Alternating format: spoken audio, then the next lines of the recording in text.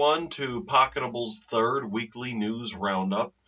We've got a couple of bigger items this week and a couple of small ones. Nothing as exciting as last week regarding some of the new RTX 3090 information, but still a couple of big ticket items.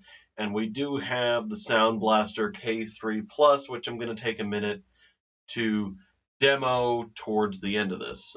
We are actively using it for recording now with phantom power over our standard microphones, but we'll play with some of the effects and the reverb a little bit before passing it off to Jordan for the full coverage. So first thing, we started off Monday this week with an outage on Zoom as more schools and teachers shift between it and Teams and other various services. Really, this is highlighting the kind of thing that everybody's dealing with right now, and that is just that the sheer load being placed on services that weren't built for the volume that they are being asked to serve last year is enormous. And that's not me picking on Zoom. That applies to Microsoft Teams, Google Meet, GoToMeeting, and all of our various remote communication tools. They just weren't built to handle a sudden jump like they've been experiencing. And although some of this they knew was coming, I mean, students going back to school is no surprise, there's only so much you can do to prepare for that because you really don't know how big something's going to be like that till it happens. So we had a Zoom outage earlier this week. It wasn't just you. Paul reported on that. I guess he was dealing with some of it regarding his kids going back to school. I'm sure some of you will experience similar pain points with other services as time goes on, and hopefully we get things like that smoothed out. It's always easy to underestimate exactly how much demand you'll have at peak times. You know, it's easy to say, okay, I've got an average of 100,000 users. I can figure out how many of those I need to serve per hour. But when suddenly half of them are all on at a single time, the service just chokes. So that's pretty straightforward. Zoom outage. Paul reported on that. There'll be a link to his article for more information regarding that. A couple of items on smartphone hardware news. Fairphone launched their 3 Plus and is offering an upgrade kit with the cameras for that for previous models. This is honestly everything I've ever wanted to see in a phone, and I'm very disappointed these aren't shipping to the US. They're European devices only. I've already sent the information on to Matt in the UK to see if he can get a chance to look at one of those, but no promises. The Fairphone design philosophy is as open a device as it can be, and it's fully repairable. It's very easy to just say, I need a new screen, order the module, and install it. This kind of thing is something that the big smartphone brands have been headed away from for several generations at this point. Things like screen notches mean that the only phone that can use that screen is that exact model unless you decide to recycle it on another device. That increased costs and doesn't really do any good for the consumer. Some of this construction with glass is just not as durable. It's harder to repair. So what we've gone from is your earlier phones, which were generally plastic shells where you could open it up with a handful of screws, in a few minutes, and a Phillips screwdriver. And although the system board itself wasn't replaceable, everything else generally was. You could buy a new camera module, you could get a new screen. The screens were generally shared even between multiple phone brands as long as they were the same size and resolution. You'd see 3 or 4 companies using the same display, or at least a very similar display, that the cost to produce the variants on the manufacturing side wasn't huge. It was just, here's the display with a slightly different bezel glued on it, or here's the display with a different connector glued on it, soldered to it to connect to the system board. So we've gone away from these commodity components, and the is the exact opposite of what Fairphone's doing, and I'm very pleased to see them actually following through and offering upgrade modules for previous devices. I hope that encourages other companies to attempt to produce modular phones, and that we even see cross-brand compatibility with some of these modules. Unfortunately, they're larger than their contemporary smartphones, and that may dissuade some users because it is a bigger phone, and that's the cost to trade off for being able to replace that camera. You can upgrade the 12 megapixel module that shipped on the original Fairphone 3 with, I believe it's a 48 on the 3 Plus now. And it's a few minutes of work with a screwdriver, and then you've got a new camera. So hats off to Fairphone. I'm glad to see them taking this approach, and I really hope other companies follow through with that, but I'm not holding my breath. On more smartphone hardware news, Asus announced their Zenphone 7, or I should say the details have been released on the Zenphone 7. There's a couple of pieces of information still missing, such as pricing that are being finalized and availability in certain regions. The big standout feature for me on the Zenphone 7 is something that is being carried forward from its immediate predecessor, and that is this motorized flip camera module. If you haven't figured out by now, I really am not a huge fan of notches and cutouts and hole punch cameras and teardrops and all of those really subpar methods of making up for the fact that we've decided we don't want a top bezel, that are just terrible compromises on the usability of the devices. But the Zenphone 7 is taking the approach where the camera module on the back of the phone is hinged and will actually flip up to be visible to the user as a selfie cam. Now, this has a couple of advantages over other methods I've seen, and that is there are less cameras to handle, which means less load on the DSP and potentially the ability to use better camera modules than you would otherwise if you had to have, say, 2 or 3 front-facing cameras like I've seen some phones offer before. Number 2, in addition to being less cameras, they're the same as the main camera. So everything that you get in a normal shooting mode, you should have available in selfie mode. That is fantastic, and although I understand the mechanism itself may be a concern for reliability, I will comment that although not a flip design like that, I have my OnePlus 7 Pro. It's roughly a year old at this point, and I've had no issues with the sliding pop-up camera mechanism that it used. My only real issue with that is that it wasn't carried forward to the 8th generation OnePlus phones, and I'm hoping to see it come back for the OnePlus 9. So hats off to Asus for continuing with that design trend from the Zenphone 6 to the Zenphone 7. I will comment that this is not the first time we've seen some kind of flip mechanism for the cameras. We actually had this all the way back in 2013. Oppo released the N1 that used a revolving mechanism that was buried inside the top bezel to use the main camera as the selfie camera as well. So it's not a new concept, but definitely one that I'm glad to see resurface. And I hope to see a couple of other vendors take that.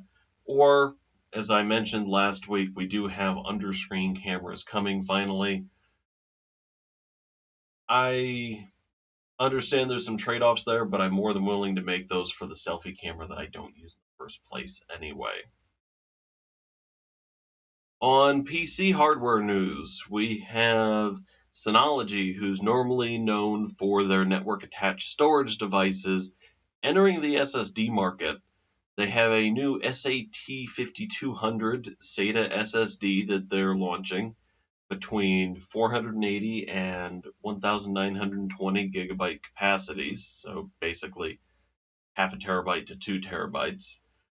These are storage-focused drives. They're offering things like power loss protection. They're using an enterprise variant of a Scion controller, which is not something that we've seen a ton on enterprise drives. Usually, we see companies with enterprise drives doing a little bit more custom work themselves. We'll see the Silicon Motion controllers there. Then you get to the big vendors like Intel and Samsung, who have their own controllers for some of their SATA products. So it's interesting to see a Scion controller. I'm sure there's other drives that have used it before that I'm not familiar with, but this is the first one that I've seen shipping on the market, and that should prove interesting, if nothing else.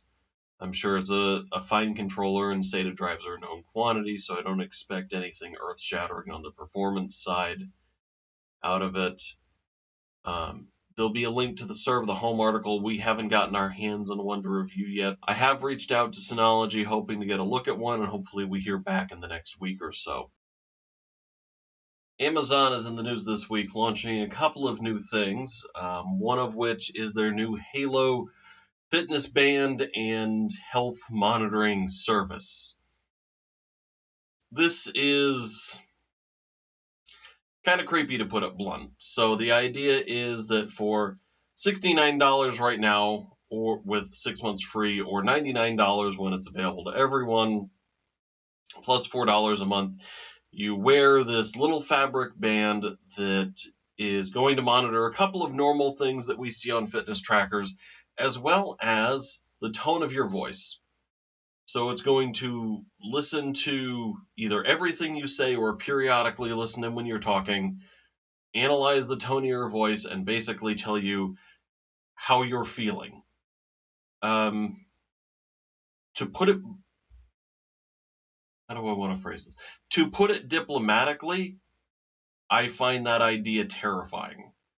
So it's bad enough that we have things like Echoes and Alexas that everybody's just kind of come to accept that they have some kind of Google or Amazon assistant that can potentially listen in on their conversations, but they have some expectation that here are the guidelines that have been established on it, and it's not supposed to be monitoring everything. We know they get triggered accidentally all the time. They're not perfect devices. And you leave it at home. Now, some people use their various assistants on their phone, but once again, it's only supposed to be triggered by a specific voice phrase. This is supposed to just kind of listen in on everything and tell you how you're feeling, and I guess maybe, offer you a discount on antidepressants if it decides that you need them. That's a bit too invasive for my tastes. The other component to the Halo service is a 3D body imaging to do kind of a health analysis. That's not necessarily new or inherently even a bad idea. A lot of the ways to figure out things like people's BMI and their fat ratio and everything, you can do it on paper with some math, but it's not going to be accurate. Everybody's got a different build, so doing it with visuals helps identify, no, that's actually 50 pounds of muscle, not 50 pounds of fat, based on the visual structure. I'm surprised that that's not also being combined with a clothing sales service. Once you have that piece of information, you should be able to guarantee that a clothing item will fit and say, here's the size you need and here's the style that you need for this pair of jeans.